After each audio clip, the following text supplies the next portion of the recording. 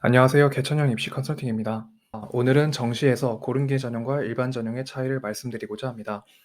고른기회 전형 컨설팅을 하면서 이해시키기 가장 어려운 부분이 무엇인가를 생각해보면 대부분 고른기회 전형을 마치 일반 전형처럼 생각하는 경향이 있다는 것입니다. 고른기회 전형이든 일반 전형이든 결국에는 대학에서 모집하는 전형의 차이일 뿐이고 일부 학생들을 배려하기 위해 만든 전형이기 때문에 고른기회 전형이 일반 전형보다 조금 더 유리할 것이다 정도로 생각하시는 분이 굉장히 많습니다. 하지만 고른기의 전형은 일반 전형과 다른 부분이 굉장히 많습니다. 이를 설명드리고자 합니다.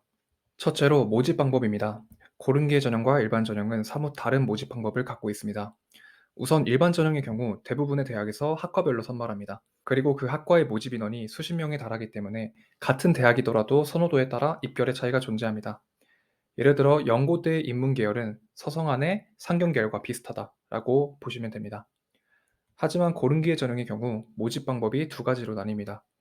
학과별 모집과 계열별 모집. 학과별 모집의 경우 일반 전형처럼 학과별로 선발합니다. 하지만 고른기의 전형에서는 많은 모집 인원을 선발할 수 없기 때문에 모집 인원이 한두 명인 경우가 굉장히 많습니다. 이런 경우 우리가 통용되게 생각하는 선호도에 따른 입결 차이가 존재하지 않습니다. 표본 크기가 작기 때문에 데이터로서의 가치가 없기 때문이죠. 또한 모집 인원이 워낙 적다 보니 같은 대학이더라도 입결이 굉장히 차이 납니다. 이런 상황을 방지하고자 일부 대학에선 계열별로 학생을 모집합니다. 계열별 모집은 여러 학과를 묶어서 성적 순으로 몇십 명의 학생을 선발하고 몇몇 학과에만 몰리는 것을 방지하기 위해 학과의 최대 모집 인원을 설정한 선발 형태를 말합니다. 계열별 모집은 학과별 모집과 다르게 모집 인원이 많은 편에 속하기 때문에 일반 전형처럼 입결 데이터가 의미가 있고 예측이 가능한 모집 형태입니다. 정리하면 학과별 모집은 정확한 예측에 불과하며 변수가 많고 상향 지원에 특화되어 있는 모집 방법이고, 계열별 모집은 예측이 어느 정도 가능하며 변수가 적고 적정 안정 지원에 적합한 모집 형태입니다. 둘째로 입시 결과가 비공개인 경우가 많다는 것입니다. 일반 전형은 대학 입학처만 들어가 봐도 대부분의 대학과 학과에서 입결 데이터를 공개해 놓았습니다. 또한 여러 예측 프로그램을 통해 예측이 가능합니다. 하지만 고른기회 전형은 입결이 비공개인 경우가 굉장히 많습니다. 이는 모집 인원이 소수인 경우 개인정보 유출 문제가 있을 수 있기 때문이라는 것이 대학의 공식 입장입니다. 하지만 계열별로 모집하는 대학의 경우에도 발표하지 않는 경우가 대부분이긴 합니다.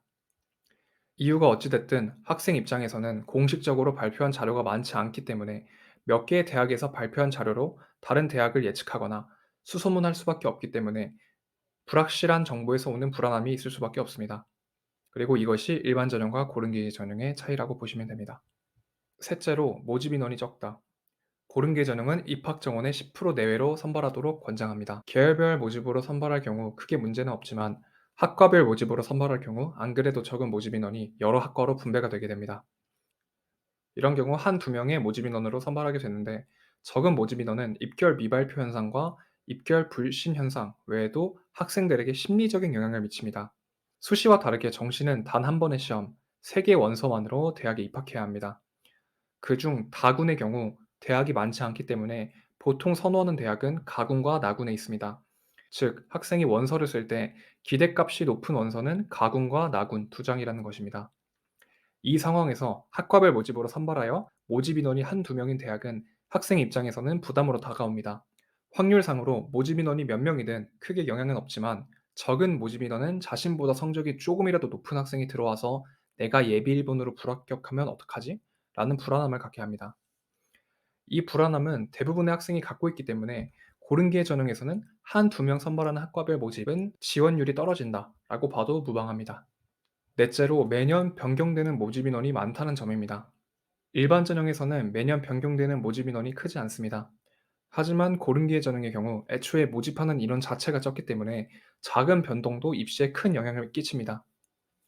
또한 아예 선발하지 않다가 갑자기 선발하는 경우가 빈번하고, 선발하다가 갑자기 모집 인원을 확 줄이는 등 매년 입시에서 확인해야 하는 부분이 굉장히 많기 때문에 이를 하나하나 확인하고 어떤 영향을 미칠지 예측하는 작업이 반드시 필요합니다.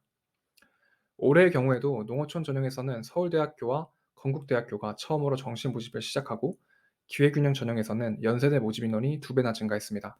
이런 급격한 변화는 당연하게도 입결에 영향을 주며 예년의 입결이 올해도 똑같이 적용되지 못하는 이유이기도 합니다. 제가 말씀드린 이 네 가지는 고른계 전형으로 정시 원서를 넣으려는 학생이라면 반드시 알아야 하는 일반 전형과의 차이점입니다. 이 중에서 일반 전형과의 가장 큰 차이점을 고르라고 한다면 저는 심리적인 부분을 꼽을 것 같습니다. 일반 전형 원서를 넣을 때는 심리적인 부분이 영향을 끼치지 않습니다.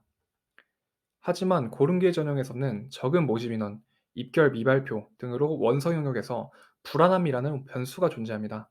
이것만 기억하셔도 차이점을 이해하는 데 큰 도움이 될 것입니다. 오늘 영상을 이해한다면 평균 3등급이면 어느 대학을 가나요? 와 같은 질문이 얼마나 대답하기 힘든 질문인지 알 것입니다. 이 질문에 대답을 하는 것은 올해 입시 변화도 예측해야 되고 학과별 모집인지 계열별 모집인지도 고려해야 되며 학과별 모집인 경우 학생들의 지원 기피율이 얼마나 되는지 다른 군의 원서 조합은 어떤지 등이 모두 고려되어야 합니다. 따라서 위 질문에는 일반적으로 답변 드리기가 참 어렵습니다. 이 이야기를 처음 들었을 때 조금은 생소할 수 있습니다. 이는 당연합니다. 여러분은 지금까지 일반 전형 기준으로 대학을 생각하고 공부해왔기 때문입니다. 하지만 이런 차이점을 인지하지 못하고 원서를 쓸 경우에는 최적의 원서를 쓸 수 없습니다. 그러니 올해 고른기에 전형 원서를 넣을 학생들은 반드시 이를 이해하고 지원 전략을 수립해야 할 것입니다.